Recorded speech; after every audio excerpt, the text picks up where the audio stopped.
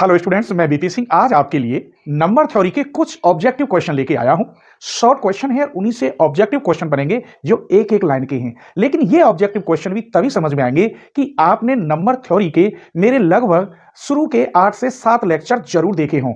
और हाँ, जिन्होंने ये कमेंट किया है कि सर एमसीक्यू आए, तो उनसे एक ही रिक्वेस्ट है कि आप अपने क्लास ग्रुप में जितने भी क्लास ग्रुप हो, जहां भी अपने फ्रेंड हो, सब पर इस वीडियो को शेयर करें। और अच्छा रेस्पॉन्स रहा तो फिर अगले टॉपिक की लेके आऊंगा। ये पहले चैप्टर की ही एमसीक्यू है और इसमें मैं लगभग आपको 10 से 11 क्वेश्चन दूंगा। और जो ऐसे क्वेश्चन हैं कि उन्हें तो एग्जामिनर रखेगा ही, क्योंकि उन्हीं पर बेस मैंने सारे क्वेश्चन बनाए हैं।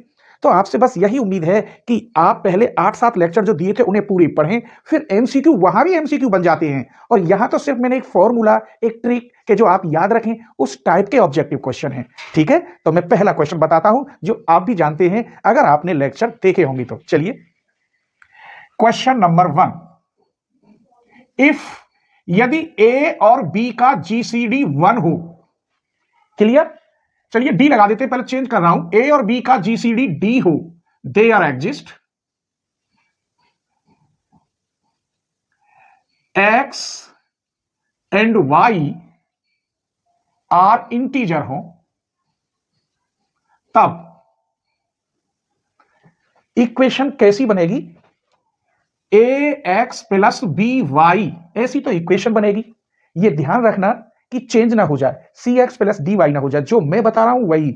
और इक्वल किसके होगा? ये जो यहां जीसीडी होती है, इसकी जगह पे उसने सी डी ए बी अलग लिख दिया तो वो क्वेश्चन गलत हो जाएगा। अब आप कभी भूलेंगे तो नहीं। एक एग्जाम्पल बता रहा हूं, जैसे यहां मैं बता रहा हूं 2 और 3 का जीसीडी 1 है, 1 ही होगा। जीसीडी तो आप जानते हैं, हाईएस्ट कॉमन फैक्टर। और कोई अलग से मैंने इंटीजर ले लिए, एक्स और वाई के इंटीजर हैं, बिलोंग्स टू आई। तो एक्स की मल्टीप्लाई इसमें होगी 2x, वाई की मल्टीप्लाई इसमें होगी 3y, इक्वल टू 100% 1 के होगा। यहां वो 2 लिख दे, 3 लिख दे, 1 लिख दे तो सब गलत है। तो ये क्वेश्चन पेपर में आएगा मस्त। ठीक है, एक और क्वेश्चन बताते हैं।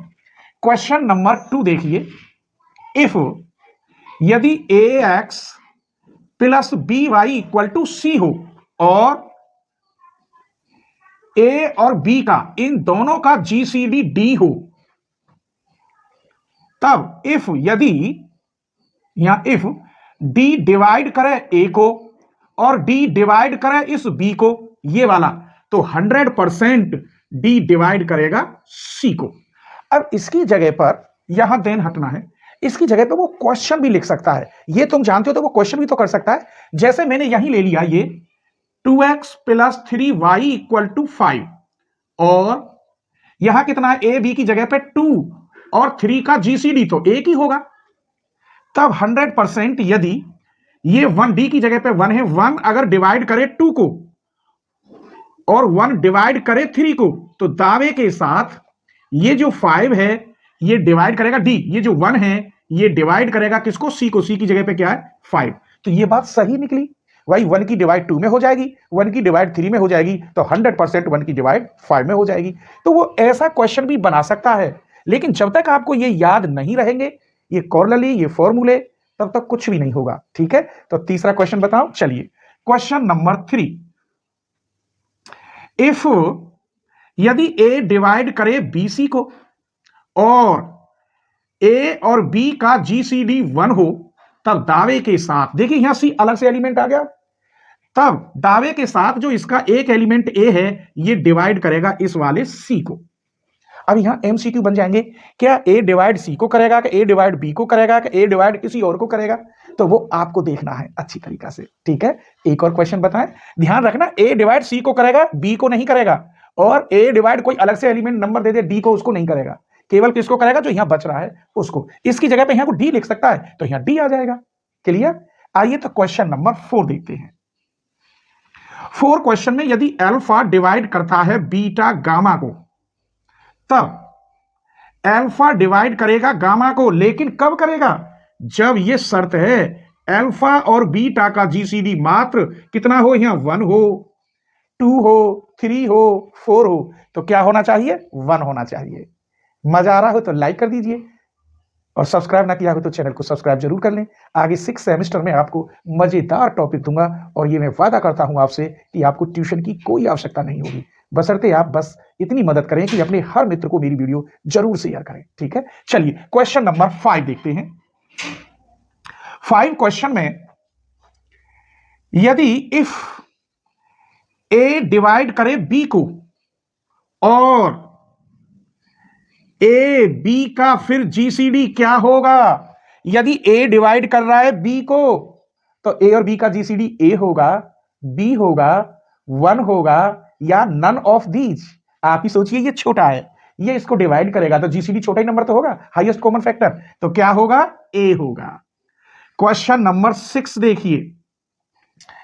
इफ जीसीडी ए बी का यदि डी है तब 100% जीसीडी ए अपॉन बी का निकाल लीजिए और बी अपॉन डी का निकाल लीजिए, कितना होगा। जीसीडी 1 ही होता है, आंख बंद करके कर देना सबका, क्योंकि जीसीडी 2 4 5 तो क्वेश्चन में आएगा, यहां तो सबके जीसीडी कैसे होंगे 1, तो इसका जीसीडी क्या निकलेगा, 1 निकलेगा। आइए क्वेश्चन नंबर 7 देखते हैं। इफ यदि ए डिवाइड करे बी को और सी डिवाइड करे डी को, अलग अलग नंबर हो गए, ए डिवाइड कर रहा है बी को और सी डिवाइड कर रहा है डी को, तब जीसीडी ए और डी का क्या होगा, 1 होगा। इसीलिए कह रहा हूं आपको पहले 4-5 लेक्चर लगातार, जो पहला चैप्टर है वो आपको ढंग से देखने, रात को घोट के पी जाइए अगर आपको नंबर थ्योरी में पास होना है, क्यों कि वहां भी बहुत ऑब्जेक्टिव क्वेश्चन छिपे हुए होते हैं। आई समझ में। चलिए क्वेश्चन नंबर 8 देखिए। सबसे पहले अब यहां 7 क्वेश्चन मैंने पहले चैप्टर के दिए थे, अब मैं आता हूं 2-3 क्वेश्चन प्राइम नंबर के ले रहा हूं, फिर अगली वीडियो में आगे लूंगा एमसीक्यू, आप चिंता ना करें, ठीक है। तो 2 क्या चीज है, 2 इज स्मॉलेस्ट प्राइम नंबर, और एक ही प्राइम नंबर है केवल जो 2 है, इवन प्राइम नंबर, ठीक है। Question number 9, 4 is smallest composite number,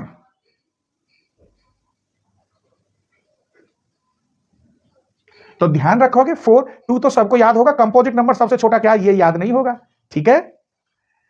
question number 10, ये जो 10वां बता रहा हूं ये पेपर में आ रहा है शर्त लगा के, प्राइम नंबर में है और ये थ्योरम भी मैंने प्रूफ की है।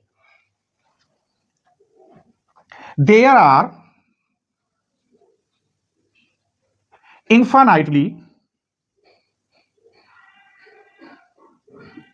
infinitely many primes of the form, कौन सी फॉर्म होती है इनफाइनाइटली प्राइम नंबर के लिए, 2 होती है, 2 क्वेश्चन बन जाएंगे आपके। एक तो ये होती है 4n+3, अगर दिखाई न दे रहा हो शायद, तो there are infinitely many primes of the form, कौन सी होती है फॉर्म, इसके साथ ये तो सही है 4n+3 होती है, वो कह देगा कि 4n+1 होती है, 4n+2 होती है, 4n+3 होती है कि 4n+5, तो कौन सा सही है ये। और एक और होती है, दूसरा क्वेश्चन भी बना सकता है, वहां होती है 4n-1 या 4n-1, एक फॉर्म तो ये होती है 4n+3 की और दूसरी 4n-1 की।